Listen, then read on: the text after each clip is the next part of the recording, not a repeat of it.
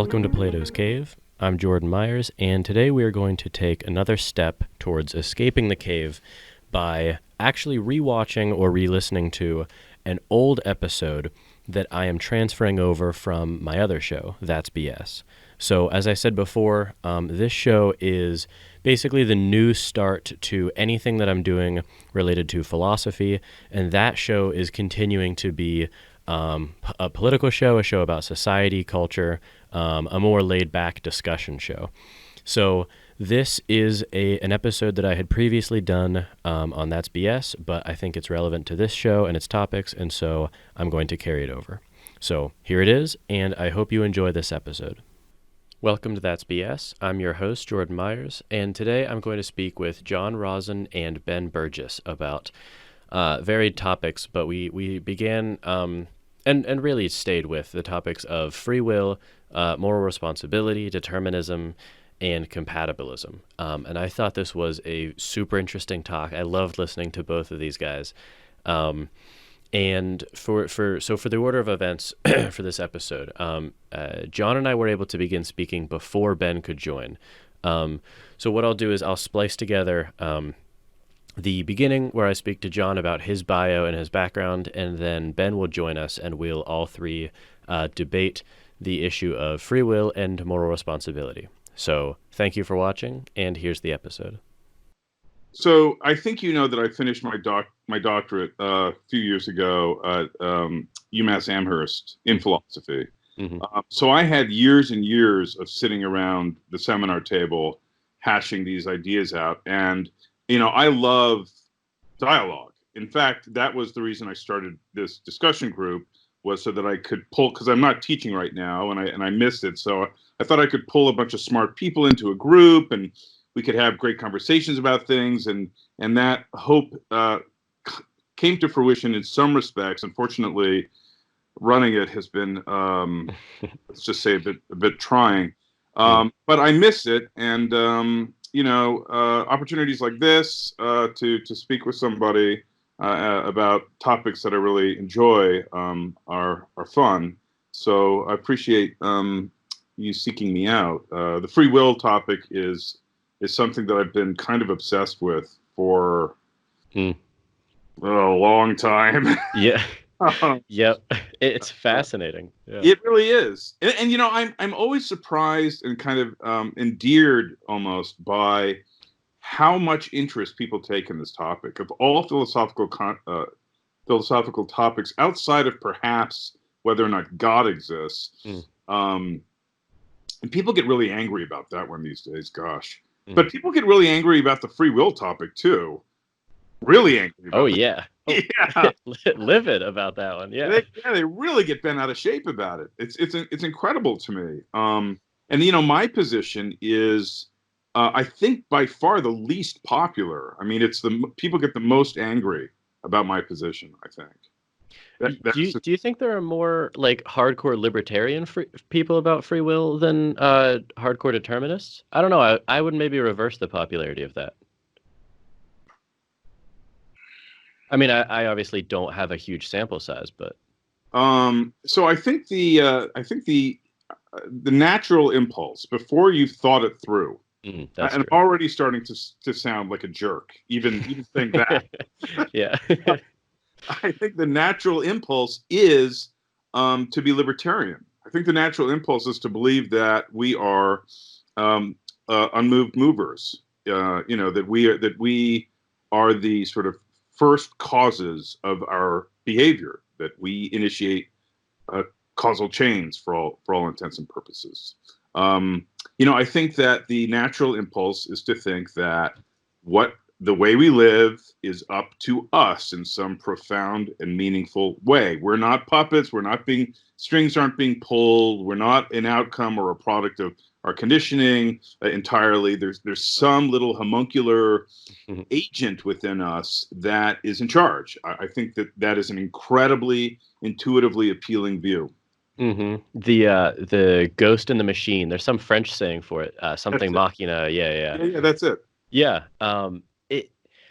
That's weird that you say that, actually, because I So I actually read, I think, in your letter exchange, you talked about how you had a fairly religious upbringing, and then God was sort of the belief in God was one of the first pillars to fall, and shortly after that, the free will pillar fell as well.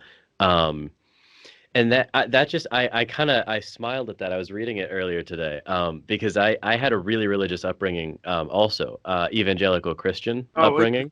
yeah. Yeah, and I guess like the doctrine of free will is obviously central to that belief system, Mhm. and it was one of the first sort of brow furrowing moments for me, I guess, was, well, hold on, like I thought that you said that God was all powerful and omnipresent across all times, so how does he not know what I'm like already gonna do? You know what I mean? Yeah, Oh, yeah. before I do Believe it. me, I know what you mean. hmm Believe me. Yeah. but it's funny, I guess. The funniest thing about that is I was working with the assumption of, well, I have to have free will, just because subjectively it feels like it. Therefore, I can't really make sense of God in light of the fact that it feels like I do. Which I don't buy any sort of. I would align with you almost down the row at this point. But I think it's funny that discontinuity was what actually started the disbelief process. Right. So for you, the disbelief process was, if I understood you correctly, um, on one hand, you're told that God is all powerful and all knowing. If God is all powerful and all knowing, then where was the break that happened? Well, so we also have free will, but Right. if God is all powerful and like all knowing and exists across all time, how can there be anything that's outside of his control, i.e., something that we can exercise free will over? Right. Yeah. Right.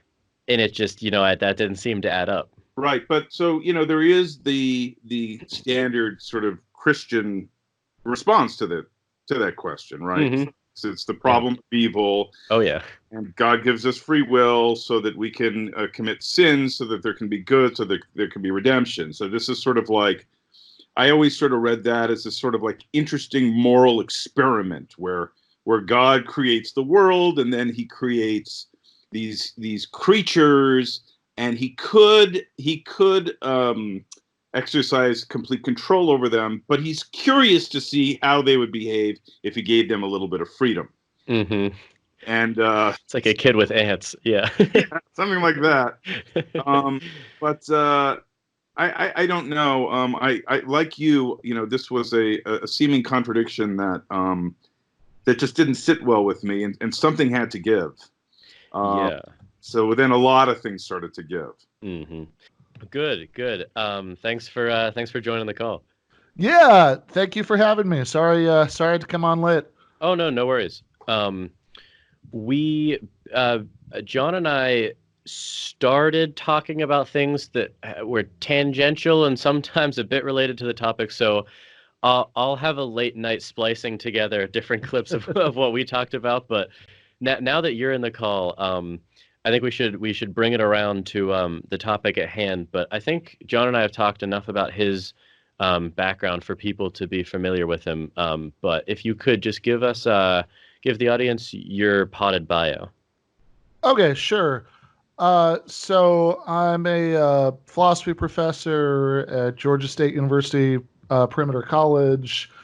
Um, I wrote a book called "Give Them an Argument: Logic for the Left," um, and I write regularly for Jacobin magazine, and I do a segment on the Michael Brooks show called The Debunk.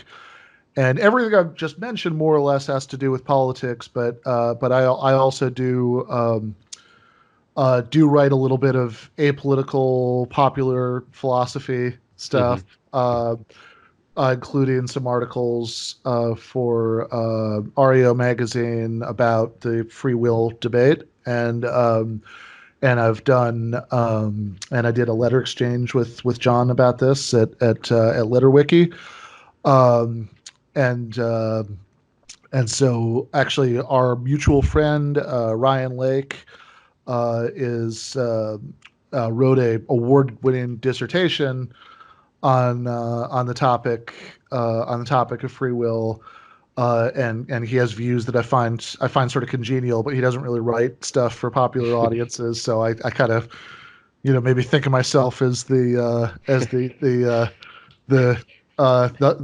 Huxley to Ryan's Darwin, or the Ingalls to his Marx, or some less pretentious, Some admirable henchman of his. some admirable henchman. Yes. Yeah. Well, yeah, so thank you both for doing this. I became familiar with both of you through listening to Iona's podcast with both of Mhm. you. And in the spirit of not repeating that, all of the Sure. ground you guys covered there, I would recommend that people go listen to that, maybe even before listening to the rest of this, and I will link to it in the show notes below. But to kind of summarize that, and please jump in and correct me where I go wrong on anything. But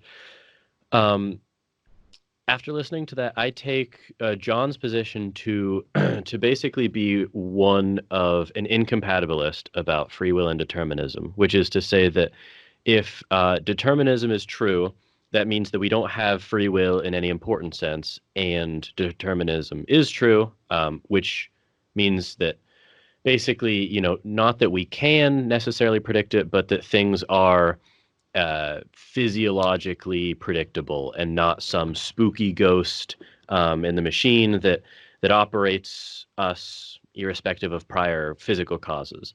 And because that is true, therefore free will does not exist in any meaningful sense. And Ben, I take you as saying that no, John, you're kind of missing the point a little bit here.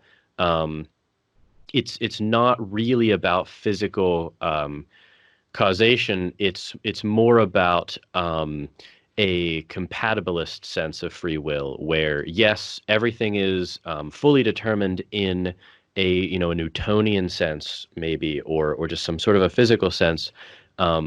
However, free will exists in some robust way, and we can still hold people responsible in a robust way. Does that jive with both of you?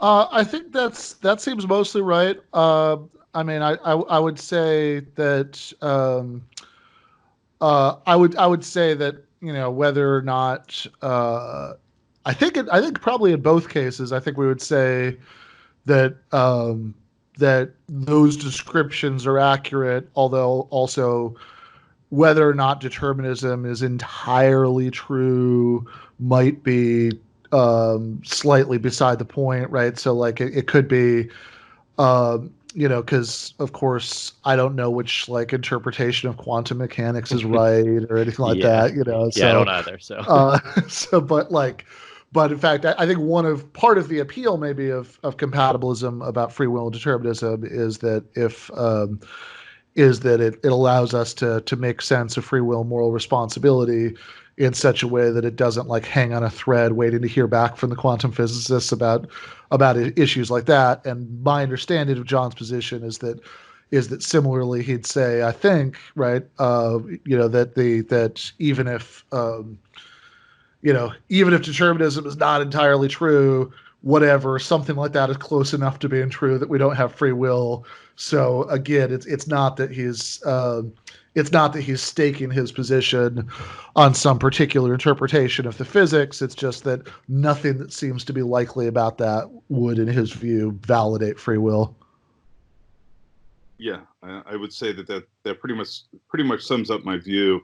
The only part of your description, Jordan, that gave me a slight pause is when you were talking about determinism with respect to a purely physical determinism. Okay, because I want to make sure, there are some people who may think that mental events are exceptions to somehow physical events, and I want to make sure that you're lumping all mental events into this kind of deterministic framework as well, because I'm going to argue that even if we enter into this sort of mysterious domain of mental activity, there are still going to be the activity that's going on there is still going to be, for all intents and purposes, deterministic. So I just wanted to put that out there. Outside of that, yeah, I'm on board with your cool. with your description. Yeah, no, I wasn't trying to sneak in dualism Okay. into any of that. Yeah.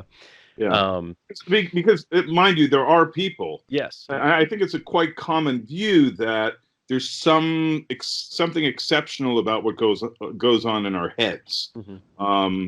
where it can't really be predicted, or it's sort of detached from any kind of um, deterministic framework. Yeah, I mean, I think that's probably one of the biggest and most, differences between what counts as like common sense in academic philosophy and in like the world at large, right? That I think probably if you did like an opinion poll with searching enough questions to figure out what people thought about this, I think probably most people do think that there's like a mysterious ghost in the machine. Um, that, but in most academic philosophers who argue about this stuff, with the exception of a few people, who are religious or whatever, with but like which is also a minority position because again these things Hmm. are culturally disconnected from each other, are by but by and large I think everybody agrees, yeah, there's no mysterious ghost in the machine, right? Dualism is false. This sort of spooky contra-causal free will, that certainly doesn't exist, Hmm. right? That if but the question is then, given the kind of way that we are able to, reason and deliberate and make our way through the world, right? Is that all the free will that we would want? Is that enough for moral responsibility, or maybe even like existential meaning, or something like that? Or um, or is this just an attempt to put the toothpaste back in the bottle conceptually, and really once we realize that it's all mechanistic and physical, really free will is just an illusion. Hmm. Hmm. Yeah. So, okay, so on that note, Ben, if you could, can you tell me what, when you say you believe in free will, what exactly are you saying you believe in then? Yeah, good. So I think that there, because there are lots of different senses in which we can talk about control, like self-control or autonomous action. That your actions are being controlled by your desires, or your desires are being controlled by your higher order desires, or etc. And at least some of these things we clearly can have, even if determinism is true, which is why I like a phrase that you used earlier when you were describing John's position, which is where you said there's no interest in kind of free will that's true, right? So what I take the debate to really be about is about whether the kind of free will that we can have given determinism is an interesting kind of free will, is the kind of free will that would that would make sense of moral responsibility in particular, right? I mean, Hmm. there might be some other concepts that we're interested in. We're interested in free will, but I think that's probably the big one. And I think yes, and I could talk about the sort of theory of free will that seems most plausible to me, but I want to the reason I want to start on that more general level is that if I'm being completely honest, I'm much more sure of the general position than of any particular uh, Hmm. of any particular version of it, right? I think there are some like sort of general considerations about thinking about moral responsibility and things like that that I find very compelling. But I think, to put my cards on the table as far as the sort of specific theory of free will that I would endorse, I would say that that the kind of free will that's interesting, that matters, that's enough to ground moral responsibility and the rest, is something like being reasons responsive. In other words, being able to understand and be at least somewhat moved by reasons for and against different courses of action, to be able to to engage in a process of deliberation. I don't want to overstate it because we don't want to say that like you only have free will if you're really smart and you make good decisions, right? You have to have a triple digit IQ to have free will. Yeah. Yeah, yeah, yeah. And I think there are like I think there are some like compatibilist views of free will that almost get there, right? You know, that's not that's you know that's I think not plausible, right? You know, I think what Yeah. we want is a theory that says that most people, at least some of the time, right, are actually responsible for their actions. But I think we could do it. I think we can do it with all of that. One thing that's going to be very hard that I know that John is going to push back on is when you start kind of thinking about cases where somebody is like the kinds of cases that nobody thinks are free will, right? Where like somebody is hypnotized or they're drugged or the thought experiment mad scientist puts a chip in their head, right? All those things. Okay, a clever philosopher can construct a case like that that fits what I just said, right? That like where there's still some deliberation going on, the person understands the reason. It's like a very subtle kind of chip in your head that just sort of like nudges you towards one course of action, not the other. So what do we want to say about those cases?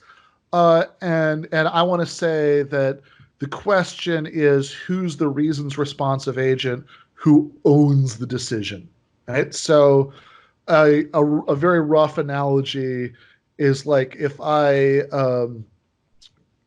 find like if I'm just like walking down down the street and I find some piece of property and it's like, oh, this looks good, right? And I want to take it, then it could be that unbeknownst to me, right? I think I'm the rightful owner of it because I think it was abandoned property, but unbeknownst to me, this is like, you know, somebody's this is somebody's couch that they're planning on using again, right? So there's a rightful owner, and it's not me. And so I would say that in cases like the mad scientist and the hypnotist and all that stuff, there's another reasons responsive agent who has a better claim than me on my decision, that they're the rightful owner of their decision. And I think the point that John is going to press from his perspective is that it's going to be very tricky from my perspective to say, okay, here's the cutoff point, right? Here's where like on the spectrum of cases going from like hypnotism on the one end to just like ordinary, one person kind of influencing another's behavior in various ways on the other end. Where's the cutoff point whereby it's mine, right? That And, is what I'm going to push back. yeah. That is precisely where I'm going to push back. So go on. You're anticipating my pushback. So if you that's the question. I mean, if we want to jump right into that right away, great, because that's my pushback. I mean, that's Sure. I have two fundamental pushbacks, Sure, but the sure. more specific one is precisely that. Just to kind of repeat what you just said. Yeah, we can talk about these sort of sci-fi manipulation cases, right, where we have the chip planted in the head, the evil demon, or we have more mundane but no less bizarre cases like hypnotism. But then we have very generic, commonplace cases of people growing up in controlling families with overbearing parents, or extremely religious families, or extremely ideological families, where we just assimilate everything that's sort of poured into us from our parents and from our culture. And if you want to preserve some robust sense of moral responsibility, I think, yeah, you're going in the right direction. Within the compatibilist framework, within that argument, you have to be able to have some interesting description of what it means for an individual to quote unquote own their own reasons response mechanism. And indeed, this is precisely one of the conditions that Fisher and Revisa offer in their articulation of their compatibilism. It's a chief feature, this ownership of our response. If someone else has determined what our reasons response mechanism is, if it's not us that's responding to reasons, then it stands to reason that we're not responsible. So we need to be able to figure out what it means to say that there is an agent who is us, not someone else, that is responsible for the way he or she or they is responding to reasons. And I don't know how to do that. I don't know how you will do that. Okay. So I am going to do two things, I think, here. One is that I'm going to just quickly, because I do think it's an important point, and I mean, obviously, I'm sure everybody who's listening to this has listened to the 4 hours of our previous discussion as they were just instructed to. But just in case there's anybody who didn't listen to that, Sure, those lazy people, yeah. I'll try to briefly summarize what I said there. But I also will try to move the plot along, and advance the story by offering one other possible response besides that one, right? I think they're both legitimate, but maybe if you find one uninteresting, you'll find the other interesting. Mm-hmm. So my possibly uninteresting logic nerd answer, which I actually think is an important point, is that lots of important concepts are vague. That this is the nature of the beast. That I think that we wouldn't be able to get through life without understanding lots of concepts that have vague cutoff points in borderline applied cases. Baldness, right, is an obvious case. We all know what it is to be bald. We all know what it is to not be bald. But good luck specifying exactly the number of hairs that you need to have to be not bald. And there are lots of controversial questions in the philosophy of language about how to think about borderline applications of vague predicates. But one lesson that I think nearly everybody agrees on is that it's illegitimate to go from we're not quite sure where to draw the line to there's no real distinction or there are no clear cases on both sides, right? So I'm tempted to kind of think of the spectrum here as being such case, right? Like that in the sort of sci-fi examples, it's very clear who and why the alternate owner is. And in the more mundane you get, right, the closer that you get to most ordinary cases, that's less and less the case. That even if you say, okay, there's a certain amount of cultural, brainwashing maybe, right, but there doesn't really seem to be the case that there's that there's a clear candidate, right, for okay, here's the person who's the real owner of this decision making process, and so the mere fact that the fact that like just ordinary determinism seems, if you have compatibilist intuitions about this, to be okay. Mad scientists don't seem to be okay. We can, clever people like John can construct cases that are interestingly in between, right?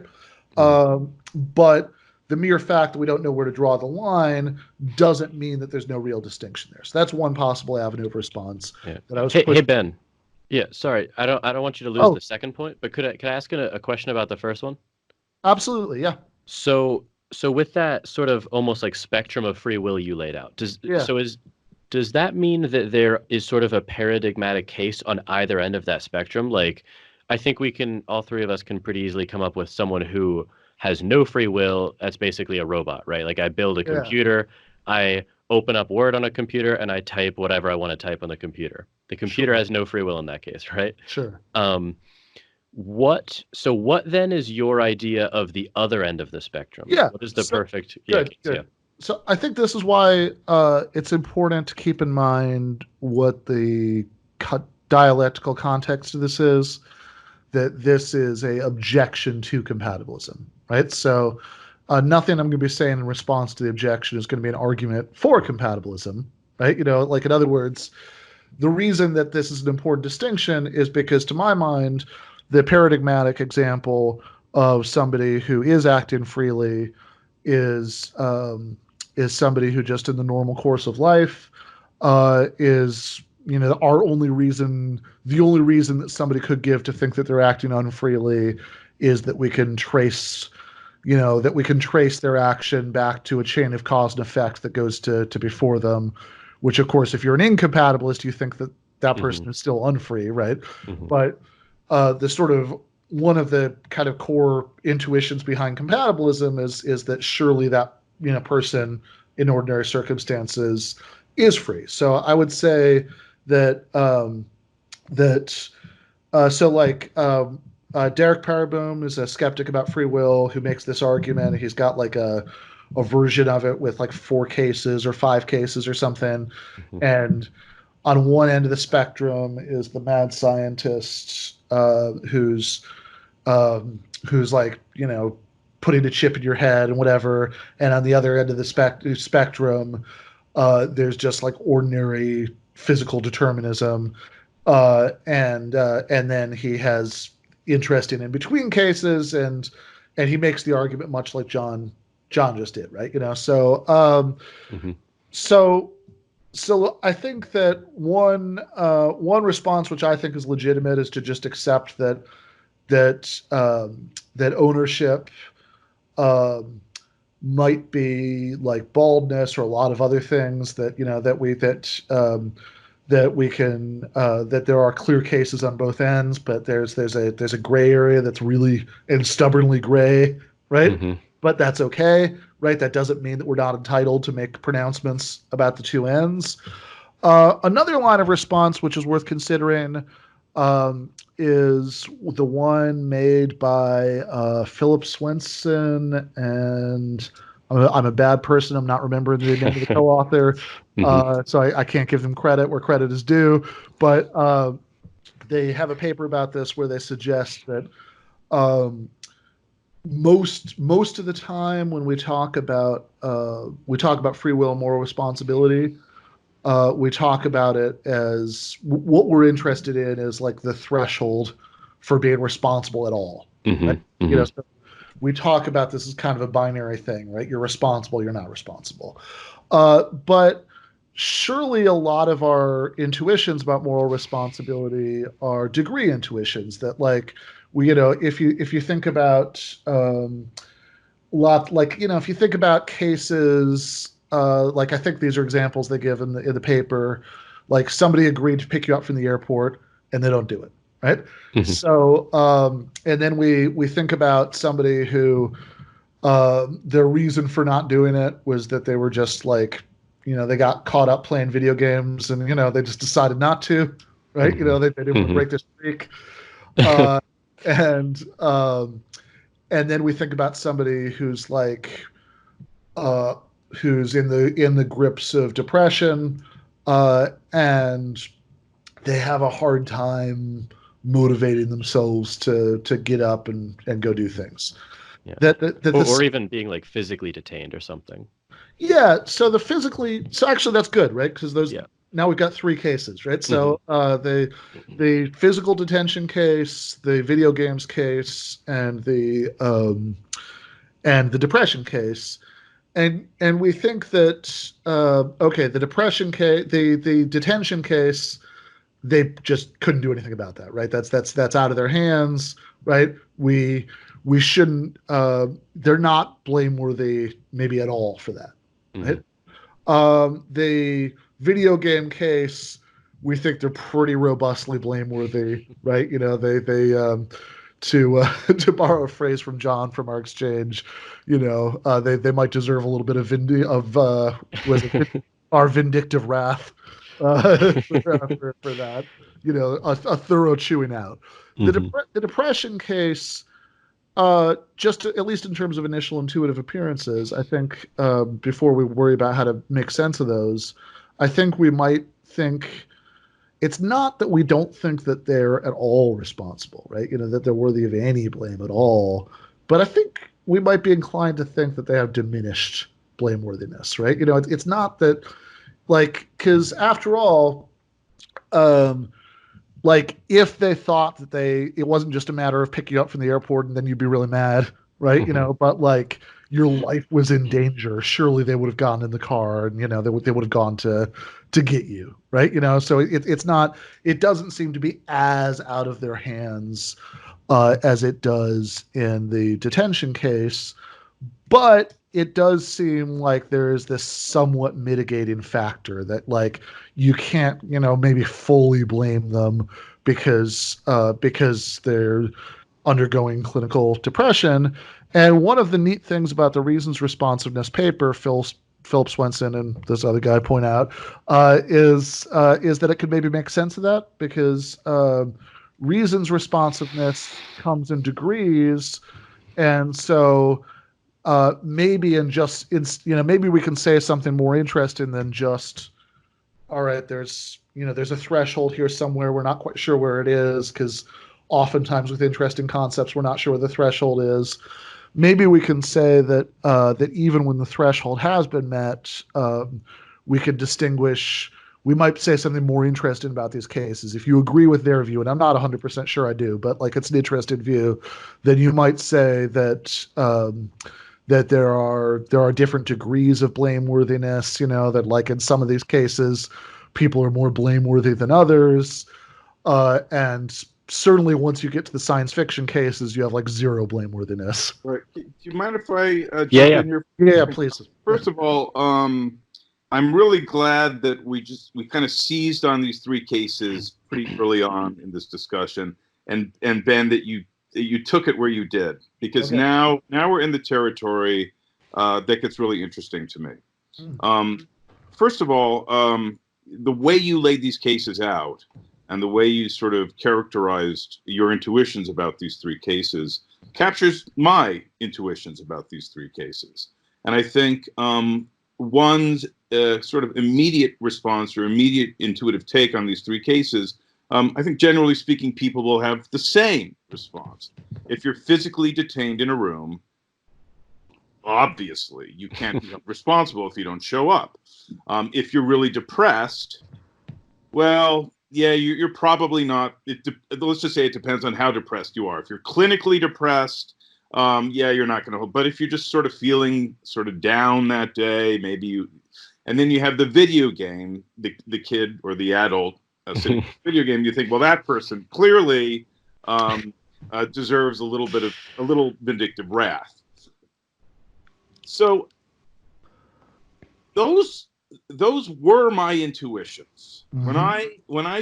Before I started really exploring this problem, I thought those intuitions tracked reality.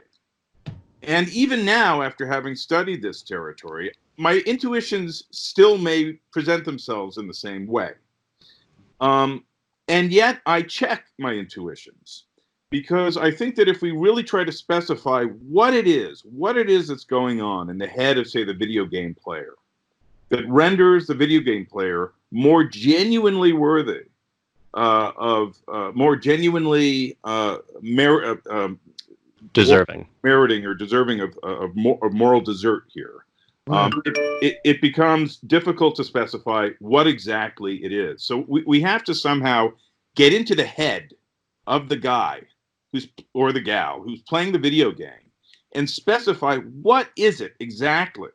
Now, if you're going to focus on reason's responsiveness, right, then what is it precisely about his reason's responsiveness that renders him more culpable under these circumstances? And I really do think that this becomes very, very tricky.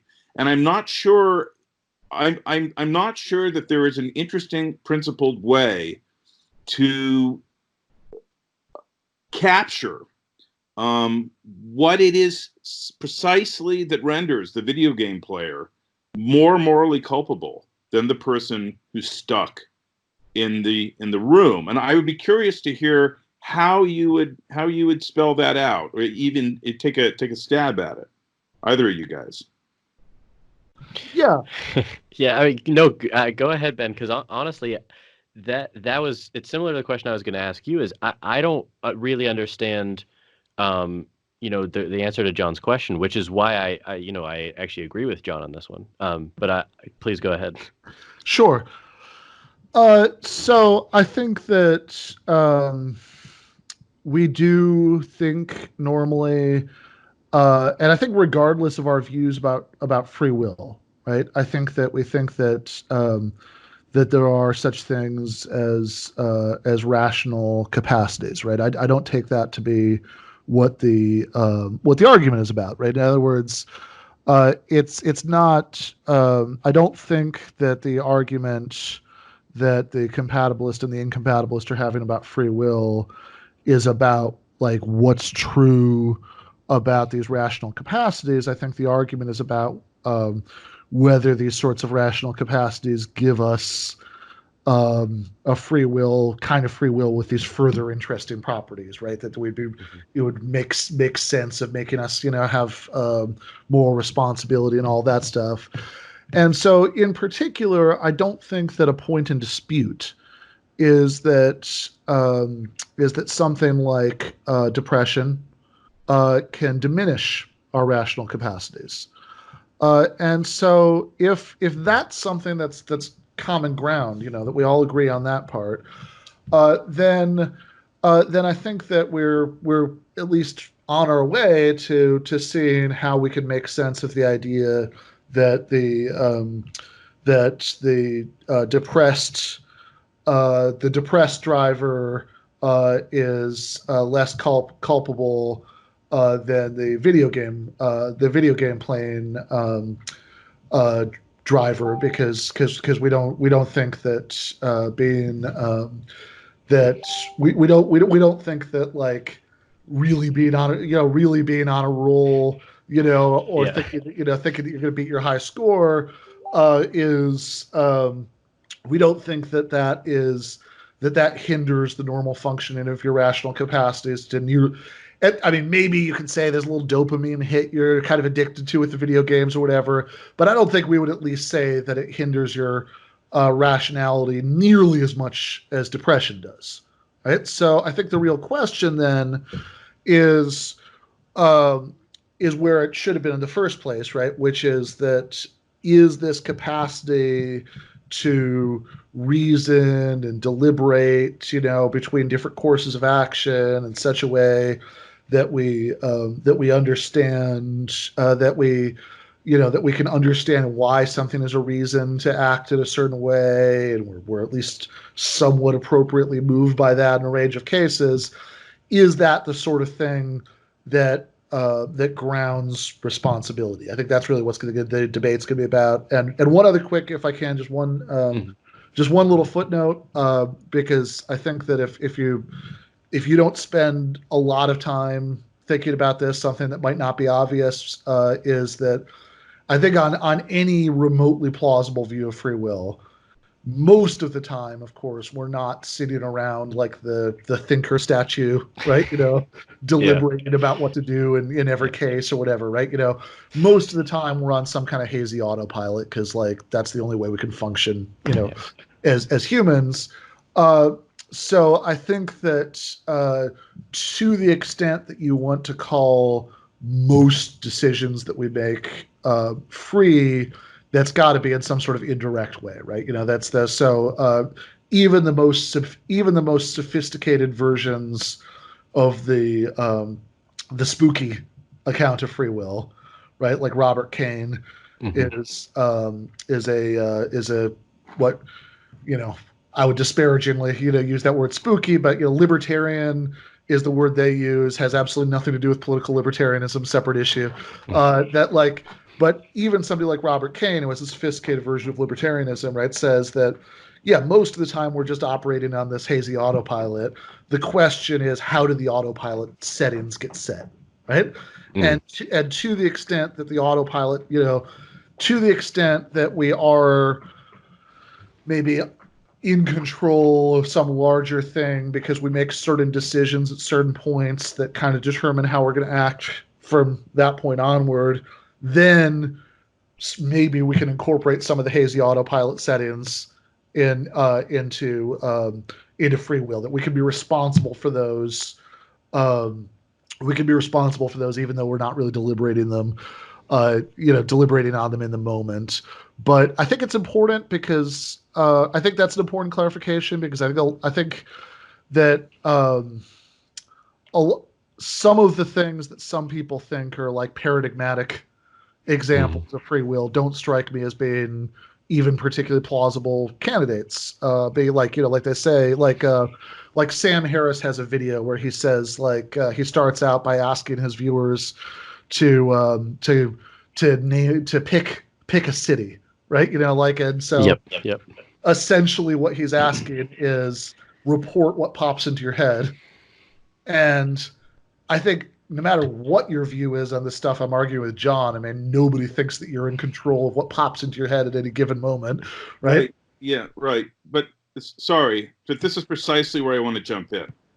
This is where this becomes to me. So, look, a standard approach to this problem, an approach that, say, Christine Korsgaard takes, or Harry Frankfurt takes, or some of these other people take, is that we can become, so to speak, sort of the pilots of our deliberative process. That when we're deliberating, okay, so basically, these are accounts that are trying to locate the agent within kind of the theater of our thought, the theater of our deliberation, right? So guys like Velleman, to some extent Frankfurt, Korsgaard, Richard Moran, they all suggest that the agent in some sense can intervene or participate in the deliberative process, okay? To be more precise, there's an idea that the video game player, okay, around this, he's sitting there, he's playing the video game, he knows he needs to show up to pick up his friend.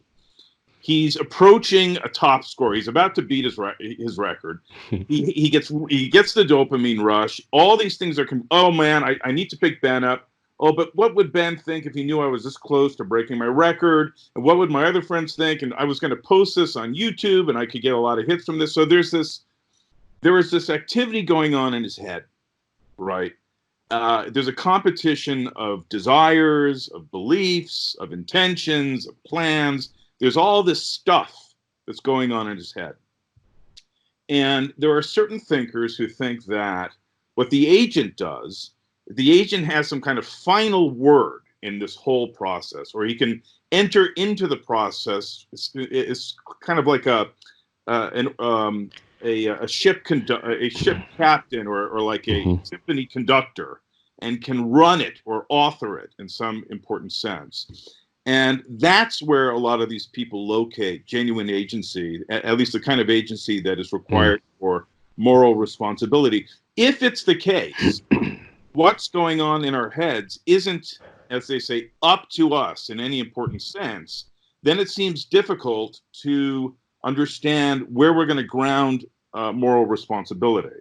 If it's a passive process that's happening to us, again, it becomes harder to locate the ground for responsibility. So what a lot of people say is it's not passive.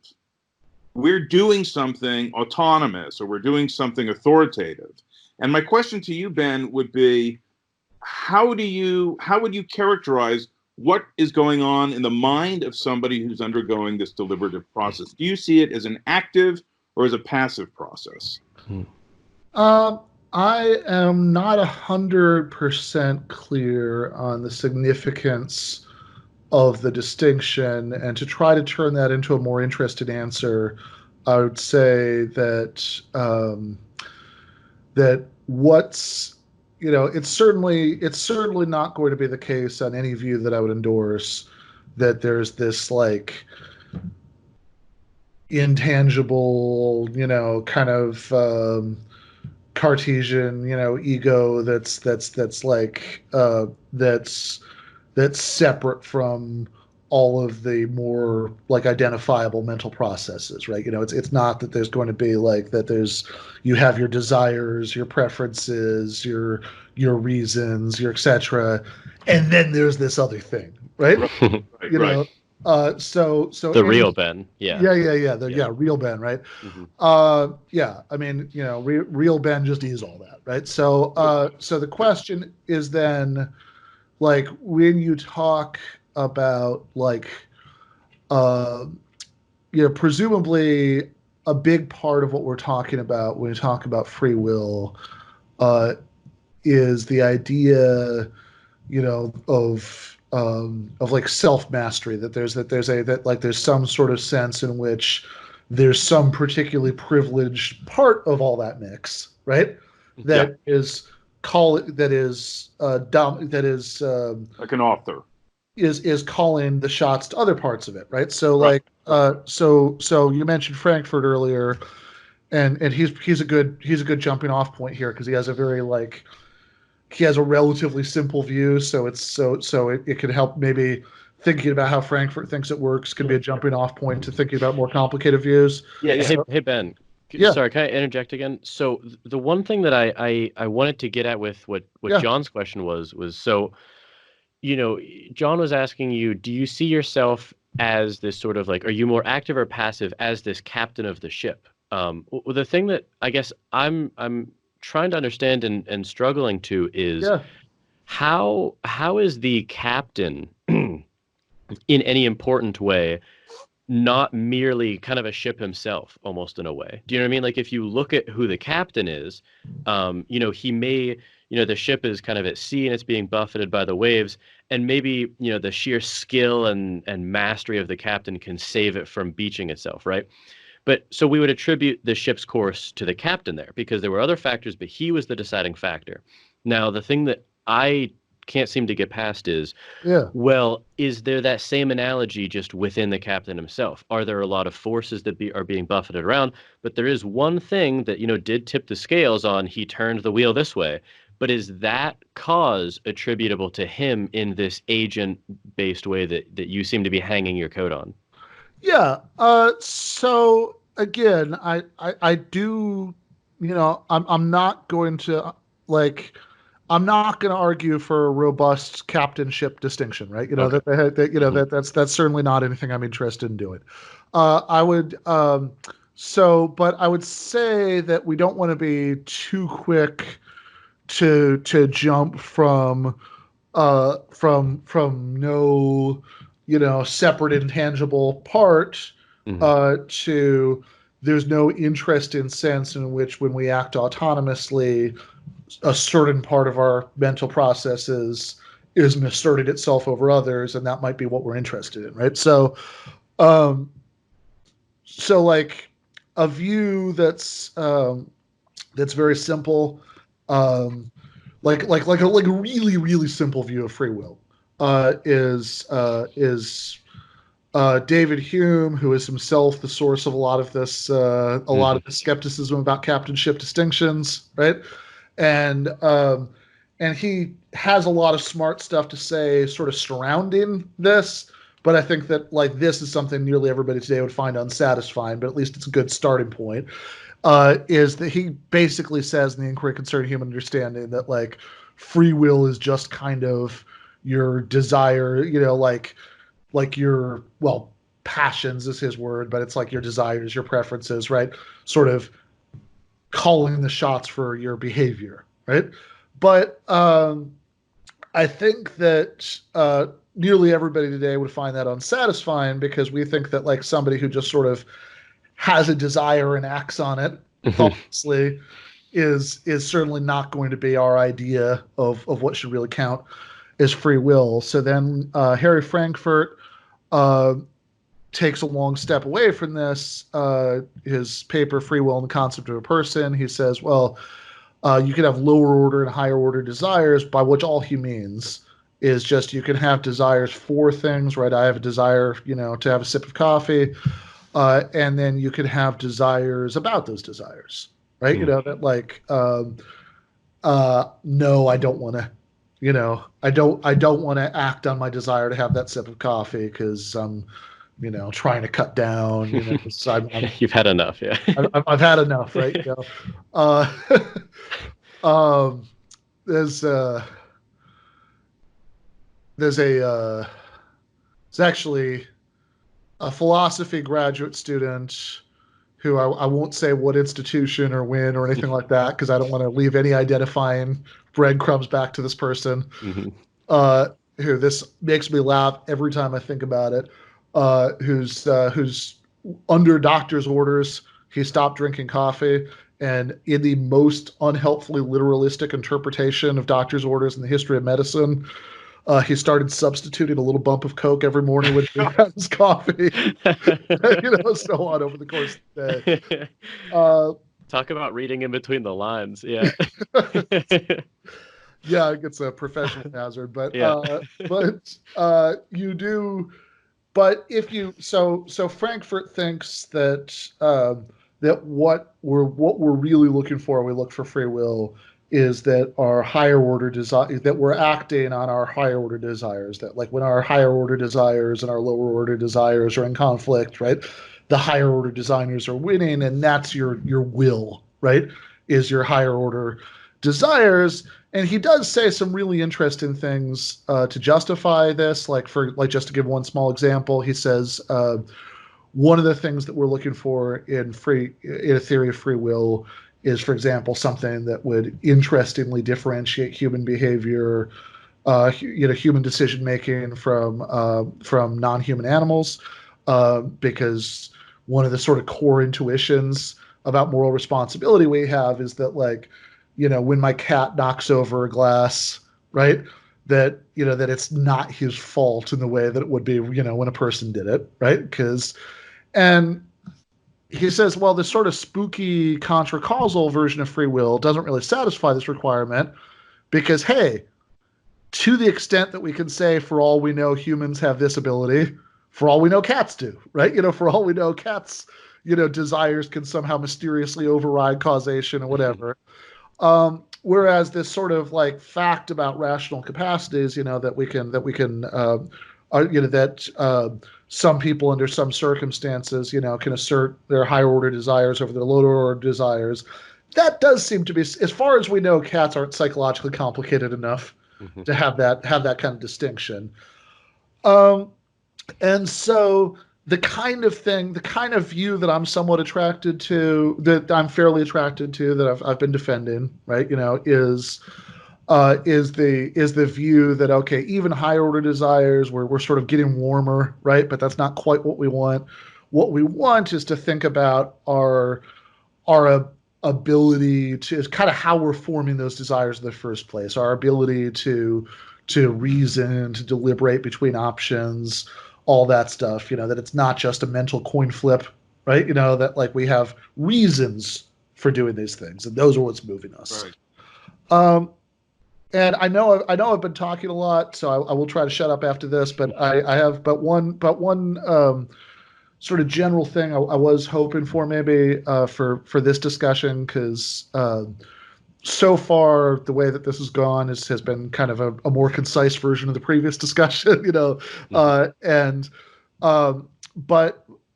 I would point out that one interesting feature of the discussion we've been having is that we've kind of been assuming that the default is no free will until you can sort of come up with an account that it has all the I's dotted and all the T's crossed of exactly how free will works. Mm-hmm.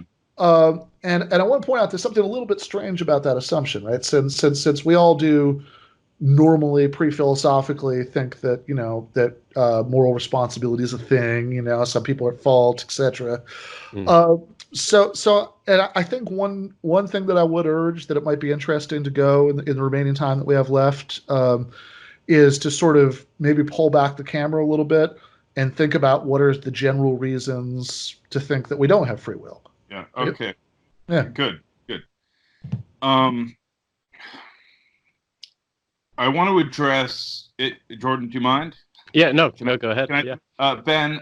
So I will address your question, the question you just asked first, briefly, but then I want to jump back into the mosh pit. Okay.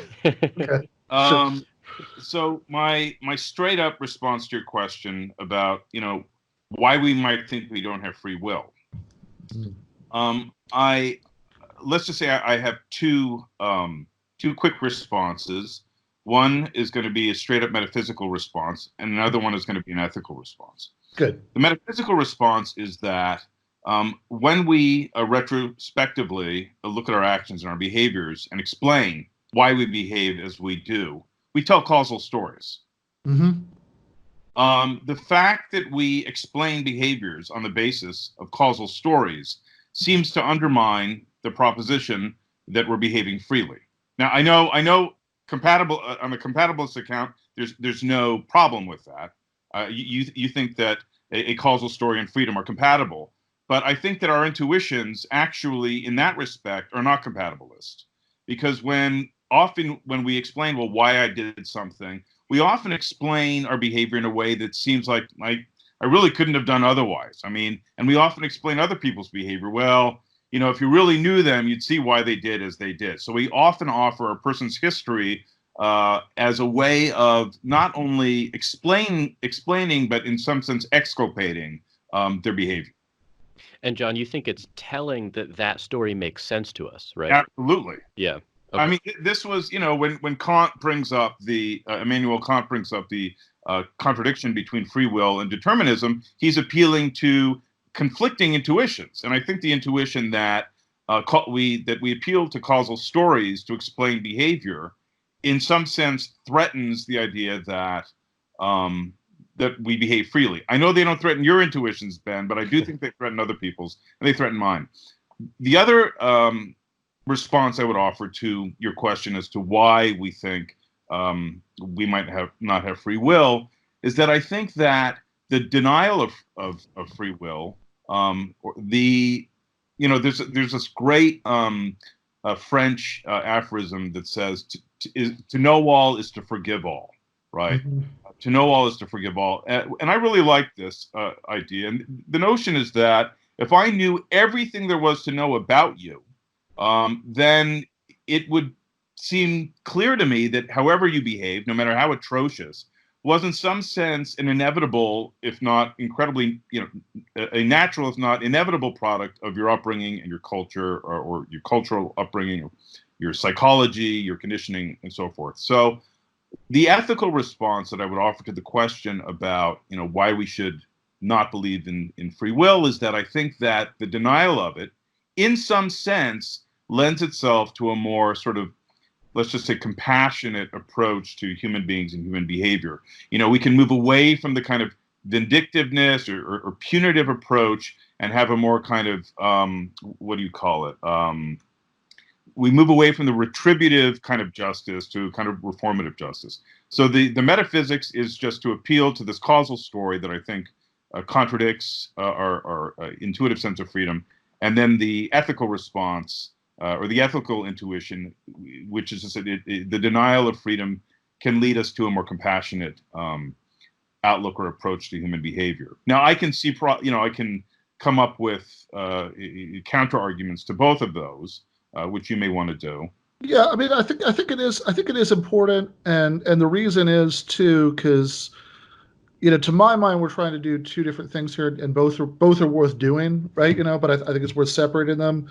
And one of them is to think about sort of, okay, why in general we think that we either do or don't have free will, and then the other is to think about what the best analysis of what free will is, right? So so I would see this in much the same way as like epistemology, right? So you think about knowledge. It's incredibly hard to give a good conceptual analysis of knowledge. If you can find, like if you have like a university library that has a really good philosophy section, you'd be amazed by how many shelves are taken up by people arguing about how to understand or analyze knowledge. But I think, like most people, even though I'm aware that, of course, there are skeptical arguments, we don't really know anything. We could be brains and vats, whatever. I am much more sure that we have knowledge than I am about any particular S knows that P, if and only if the following conditions are met, analysis of knowledge. And similarly, I'm much more sure that, I mean, I'm happy to go to bat, right, for what seems to be the best theory of what free will is that I'm aware of, but I'm much more sure that we have free will, right? So I think that the fact that our behavior is caused, right? Like I'm not very of course it's clearly true, right? Like it'd be impossible for it not to be true, but I don't see that as a reason to think that we're not in control of it. In fact, I don't think we'd be in control of it if it weren't caused, right? I think the question is, Well, does it have the right kind of cause, right? Is the stuff that seems to be relevant to responsibility, this stuff about our ability to understand why we should or shouldn't do things and be moved by that and reason about it, is that playing the right role in the chain of cause and effect? And now I do take John's point that this might not be, that this is like might just be a very deep conflict of intuitions. Um, but I actually would really like to at least briefly touch on his second point, because I think this is super interesting. This is a common belief of skeptics about free will, that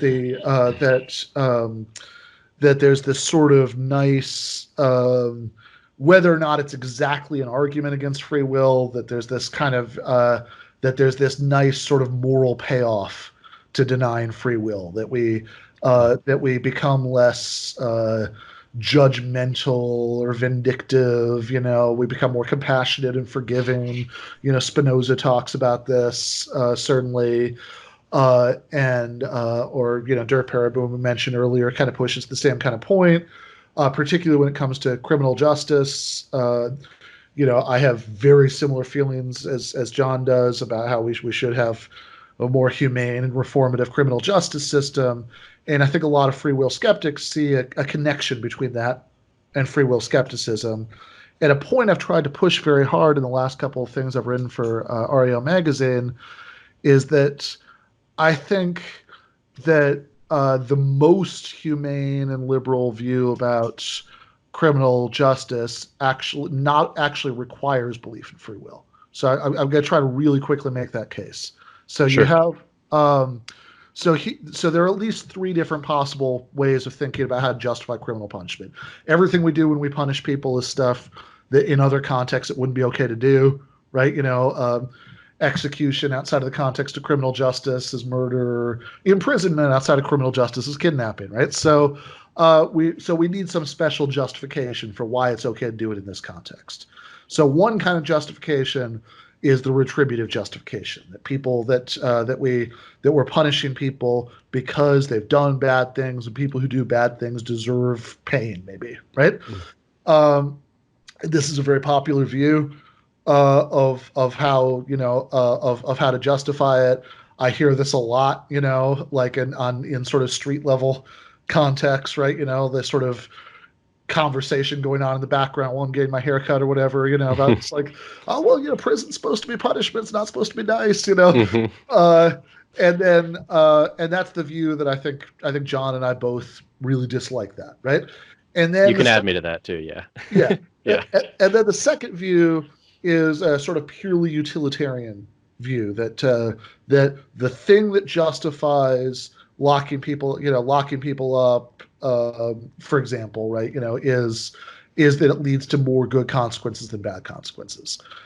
So we're trading off a certain amount of pain, right? The fact that somebody is undergoing the suffering of losing their freedom for a given period of time, for a much bigger payoff in terms of general, like, public safety and all this stuff, right? Uh, and then a third view is a mixed view, right? It's a two-tier view that says that on the one hand, innocent people have a categorical right not to be punished, no matter how much good it would do, right? No matter how good the consequences would be. You can't.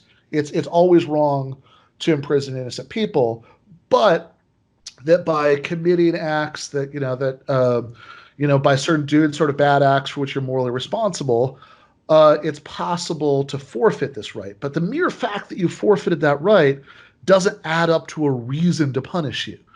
That just means you don't have a right not to be punished. And so the actual reason to punish you still has to be a utilitarian reason. And just a quick example where the difference between view number 2 and view number 3 would actually come up would be an example. These are like this is not original to me, although these are classic objections to like utilitarianism, right? Mm-hmm. But like think about a case, like it where you think that there might be like really horrible consequences if nobody is punished for a given crime, right? That like if you don't find somebody and punish them, there are going to be terrible consequences. There's going to be a riot. Lots of people die. I Mm. think we could actually come up with a real life version of this. Like think about the kinds of cases that actually do happen pretty regularly in the United States, where a police officer is accused of unjustly shooting, usually an unarmed black man, and if the police officer is let off the hook, there's a riot, right? That there have been several examples of this in the last several years, and imagine that you're on the jury in one of these cases, and your honest view is that okay, maybe in lots of cases, the system is bad, the police get away with bad things, but in this particular case, you actually think that they're innocent, right? Well, if your view of the justification of punishment is purely utilitarian, Mm. then it's very well. So, what's the difference between exchanging some suffering, right? He's going to be in prison for a big payoff in public safety by avoiding the riot, and exchanging some suffering, he's going to prison for a big for the public safety payoff of like he won't do it again, as if he were guilty.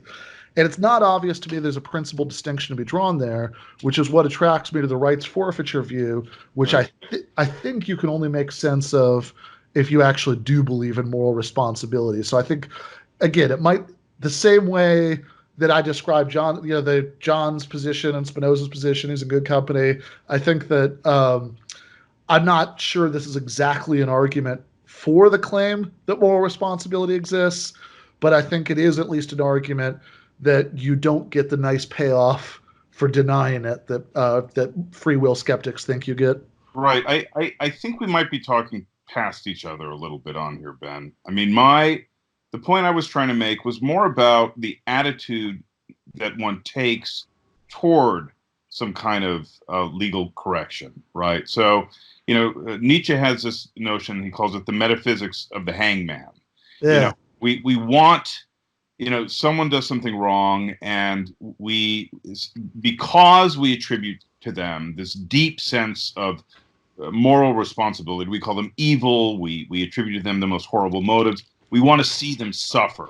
Yeah. That's Mm-hmm. the punitive, that's the kind of sort of retributive approach that I think springs from a deep faith in moral responsibility. And I'm not actually even sure that that's your notion, to be honest. But I do think that the sort of pre-reflective, intuitive view is, that guy is an evil bastard who did a terrible thing, and he deserves to be, to suffer a lot of pain.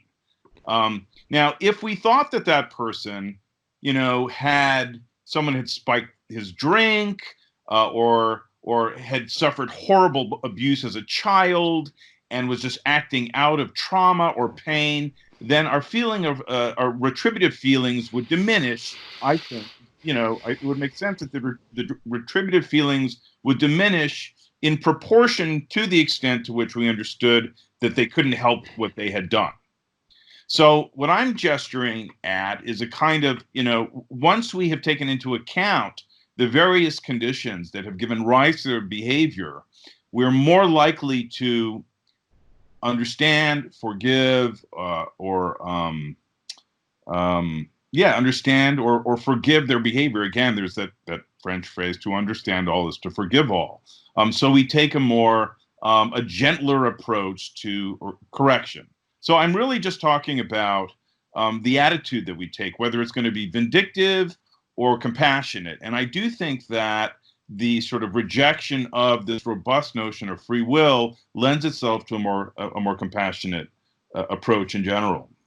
Yeah, so I agree with what you say about the sort of pre-reflective view, right? That there's that we have that we're angry at people in ways that certainly I mean, honestly, I think the pre-reflective view might just be incoherent anyway, right? But certainly it seems to, one of the things that it assumes is moral responsibility, no doubt about that.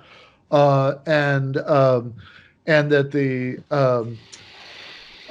and I think even as far as the sort of psychology of our of that like might I think as far as the psychology of many individuals as they like start to think about this stuff, I think what you're describing is probably accurate. But what I'm interested in is the reflective view, right? Like on reflection, right? What is our view about just punishment and what makes it just, right? Right. And I think, and my view on that is that on reflection, the most sort of humane and liberal view of criminal justice actually requires belief in autonomy and moral responsibility.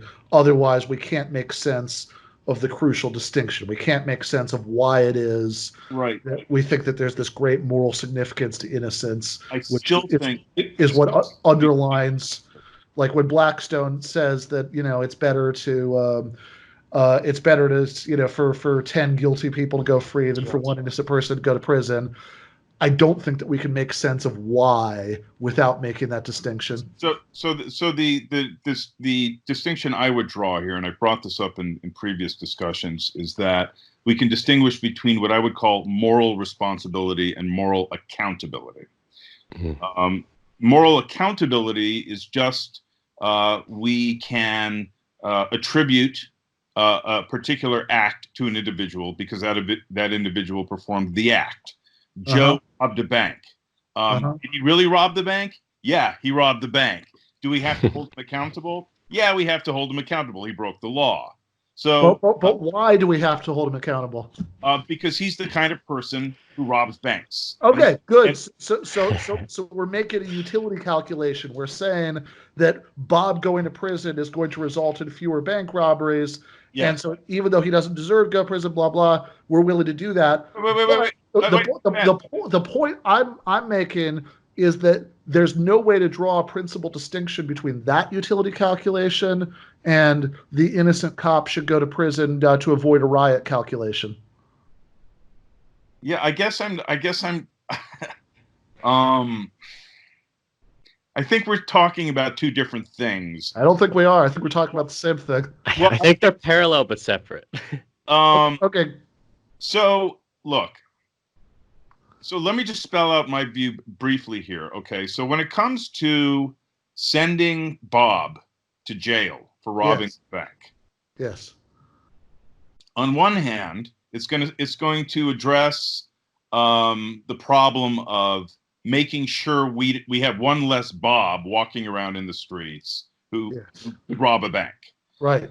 What it's also going to accomplish, hopefully, is if he goes to jail and if he's, denied his freedom, something might happen in him over time. Maybe if he's treated properly, if he's, if he, God knows what kind of, discipline he's going to get or corrections. Right. He may learn that maybe he shouldn't rob banks anymore. There could be a change in him. So you might say, Ben, that just attributing him that capacity to learn, to develop a new kind of reasons response pattern, is to attribute to him a certain amount of moral responsibility. You maybe might do that. I might say that, but I'm not sure that's relevant to the point here. So I think because I think everything you're saying from your perspective, because you don't believe that that's to attribute moral responsibility to him. So from your perspective, what you're talking about are all the classic utilitarian justifications for legal punishment. Prevention, he won't be out there robbing banks, deterrence of others, rehabilitation, that he'll stop when he gets out, he won't be the kind of person who robs banks. Yeah. So what am I missing here? So all of that are all ways of saying that his, even though there's nothing about him such that he deserves it, that there's no justification like that. that we're willing to make the trade Yeah. of Bob suffering his loss of freedom for these utilitarian good consequences. And what I'm saying is that if that's enough to justify imprisonment, then you're stuck in these counterexamples like the innocent cop, being railroaded to avoid the race riot. They have that because that's the same thing. There's no principal distinction between the two. Okay. You're saying that because if the whole point of moral accountability, right? If the moral accountability talk ultimately just reduces to utility calculations, then there's no principal distinction between the utility calculations you're making in the Bob the bank robber case and the utility calculations that you're making in the innocent cop being locked up to avoid a race riot case. Okay, and how exactly does this come to bear on free will? Because if you believe in free will and hence moral responsibility, then you can make sense of the moral significance of innocence such that even if it would have good consequences, innocent people have this categorical right not to be imprisoned that guilty people can forfeit, by committing bad acts for which they're responsible. Yeah, I'm gonna have to spend some time with that. Yeah. I'm not familiar with that. It's an interesting argument. I'm gonna have to spend some time and think about it. From what I understand, I think what we're trying to get at here is the difference between how you both might answer the question, irrespective of consequences. Is there still something about this character Bob that we want to not pragmatically deal with, but to actually hold an attitude with respect to him? Like to put it in Straussonian terms,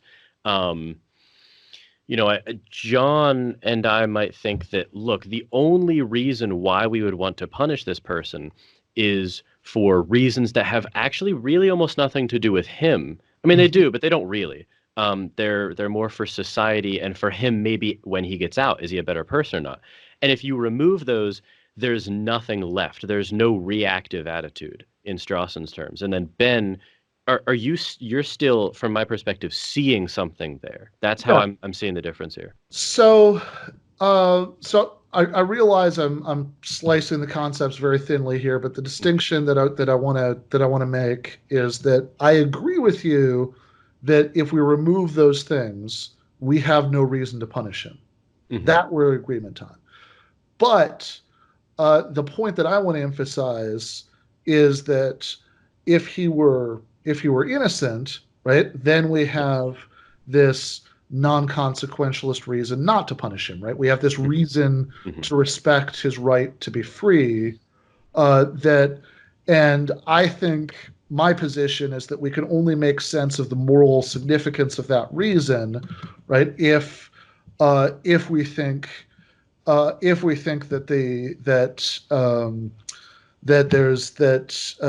moral responsibility exists, because you can only forfeit this moral right to freedom by committing certain kinds of bad acts for which you are morally responsible. In other words, it has to be really your fault that you did it in order to remove this kind of default right. Right to be free. That'd be my position. So I know one of you has a hard stop here, but what's the attitude version of that though? So I think John and I see it as if you remove you shed light onto the situation, you see all these pieces of information about him. There's nothing left by which we have there's no reasonable position to stand to hold a reactive attitude, to blame him in some non-consequentialist sense. Yeah. So I don't think. Yeah, I'm the one with the hard stop. I'm keeping an eye on on the chat window for my wife to let me know that she's done with class. I can come pick her up. Yeah. I'm not quite sure how talking about philosophy on a podcast weighs with the depression, video games. Sorry for jumping in, you guys, and I do want to hear Ben's answer. But how much time do we have? So why don't I try to answer real quick, because this is a little bit vague, right? But and then we'll go like 5 minutes after that. Is that good Yeah, with yeah. you So I guys? did have one final question for Ben here that I didn't get to. Okay, so real quick, the point I would make is that I don't think it's useful to think about like reasons to hold reactive attitudes, right? That it's not like you should feel anger, right, at somebody. In fact, I think that if there's a should there, that would just be like the kind of utilitarian should or something like that, right? That they have like it'll maybe do some good, but like I don't think that like the person who like immediately forgives the wrongdoer is like doing something wrong, right? Because no, you should be angry about that. The analogy I really like from Ryan Lake, we mentioned earlier from his dissertation, uh, is that the sort of reactive attitudes that seem to be tied to moral responsibility, guilt, blame, etc. It's not. It's not like that when we feel guilty for doing something wrong, we're punishing ourselves, or or that like blame should be thought of as a sort of low grade version of like something that they deserve, right? We should be dishing out to them. It's just that these are the attitudes that fit, um, like that being at fault for something, that guilt is the attitude that fits that, the same way that like sadness might be the attitude that fits romantic heartbreak, right? It's not that you're doing something wrong if you bounce back quickly, right? It's just that this is the sort of attitude that fixes it. So I'm not really interested in saying this is how you should feel. um but I do think that there's a natural fit between the situation and the feeling. Hmm. Okay.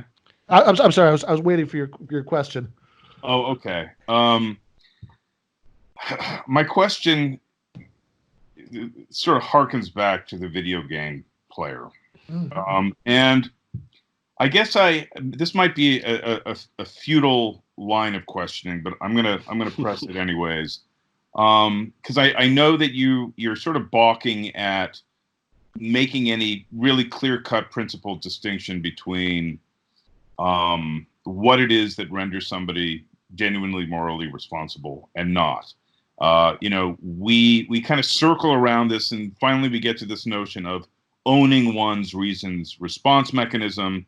But then when it comes to distinguishing cases where one either owns it or doesn't, and then I kind of push on that, you say, well, we can't really come up with any principal distinction between owning and not. It's more of an intuitive thing. So then I think we know what factors matter. I think what we don't know is how much of it takes. I think there's going to be a vague cutoff point. Well, so my question to you, just to get a better sense of where you stand on this. So, I think I brought this up in the Iona podcast. Now, the Phelps family, right? Okay, so these are kids who grow up in a radically religious ideological family. Now, if I were to ask a grown up, someone who's grown up in this family, and if I were to ask, have you really thought these beliefs through? Have you really reflected on your actions? Have you read Frankfurt? Have you analyzed your higher order desires? Have you really considered yourself objectively? They're going to answer every single one of those questions resoundingly, yes, I have. And they're going to defend every single one of their, yes, believe me, I haven't been hypnotized. I've read this, I've reflected on this, I've reflected on that. This is the kind of person I want to be. I endorse my desires. So would you say that a person like that is, in some deep and important sense, morally responsible for their actions? Yeah, so I would say that their description is totally beside the point, right? That has nothing to do with anything. That they have it's not having free will and believing that you have free will are as utterly separate as having $1 million in your bank account, and or merely believing that you do, right? That they have that it's not a question of one's own attitude towards one's desires. I know there are accounts of free will like that, but I reject those accounts as much as you do. Okay.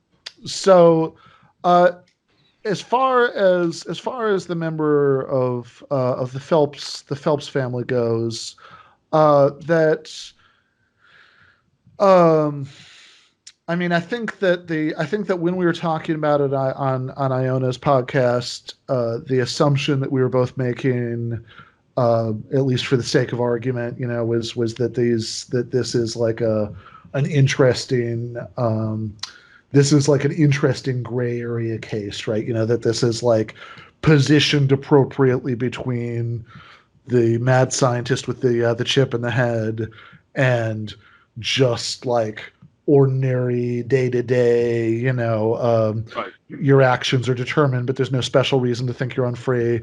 And running with that assumption, right? That this is like an interesting in between case. Then I'd say that if it does turn out, right, that once we fill in more and more and more details, right, about the actual psychological backstories of these people, and whether they have actually ever thought about it, what that process was like, how, etc., that it could be that it's just that we're that it's one of these things where, okay, is this person reasons responsive enough that it could be that this is such a hard case as we fill in all the details that I just have no idea, right? That it's like the spectrum of, like, I think Grand Priest somewhere has a case about vagueness, where he has there's a sort of series of slides that go from like clearly red to clearly green, and and you have like 5,000 or something, so you have like all kinds of like murky ones, and maybe this is one I'm just staring at it and I'm staring at it and I have no idea, right? Right. Yeah. Is that Right. red, is that green, Yeah. right? Then then I would say that again, I think that it's possible that the Swenson move could help us get a hold of this. That maybe that maybe moral responsibility comes in degrees, and maybe this is diminished but not extinguished. But maybe this is so close to the threshold for being morally responsible at all that I just can't tell.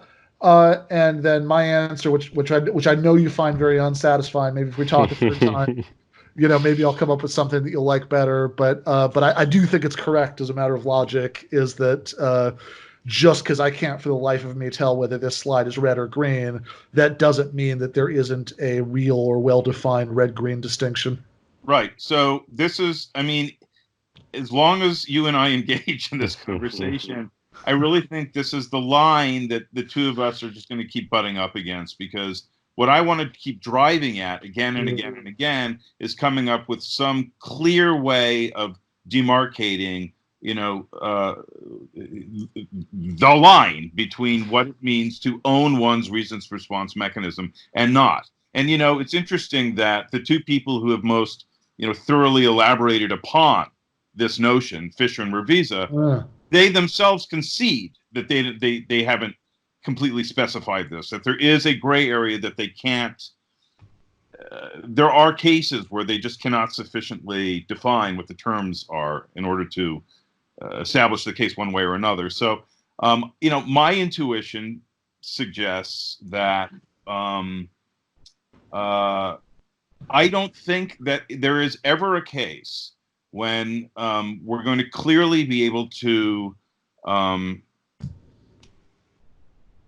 capture what it means to own, in some interesting autonomous respect, one's reasons response mechanism. You think there is a way that we can do this. I don't think there is. Now, so the difference between us lies there. I think that's a difference, and it's possible that it'll just never be. We'll just never clear it up. But it's interesting to me also, and then I'll shut up after this. But it's interesting that we have such strongly different intuitions about this problem. So, you've read a bunch of stuff. I've read a bunch of stuff. You've thought this through. I've thought this through. For whatever reason, we've ended up with different kind of default settings about this problem. And, that in and of itself is a kind of interesting state of affairs. Why is it that I wound up with this particular attitude and approach, and why is it that you did? It's interesting to me. Yeah. Well, look, Ben, I know you got to go, so I'll let you both go. But I wanted to say, in the spirit of not leaving everyone unsatisfied, no matter if you guys ever agree or not, we're very satisfied with this talk. So thank you both so much for doing it. Thanks so much for having me on it. Yeah. Thank you. Yeah. All right. I'll leave notes to like all of your guys' bios and everything in the show notes below. But for everyone listening, thank you. And thank you to both of you again. And I'll talk to you later. Thanks, Ben. Thanks. Bye. Well, I hope you enjoyed that episode and learned something from it. And if you want to support my work and what I'm doing, you can do so by supporting me on Patreon. You can go to patreon.com/Jordan Myers and donate on a monthly basis and receive rewards for your donation. Again, that's JORDANMYERS. And the links to everything will be in the description below. If you can't monetarily support me, you can support me in other ways by liking this video, commenting on it below, reviewing the show on iTunes, or sharing it with a friend or with your Twitter followers.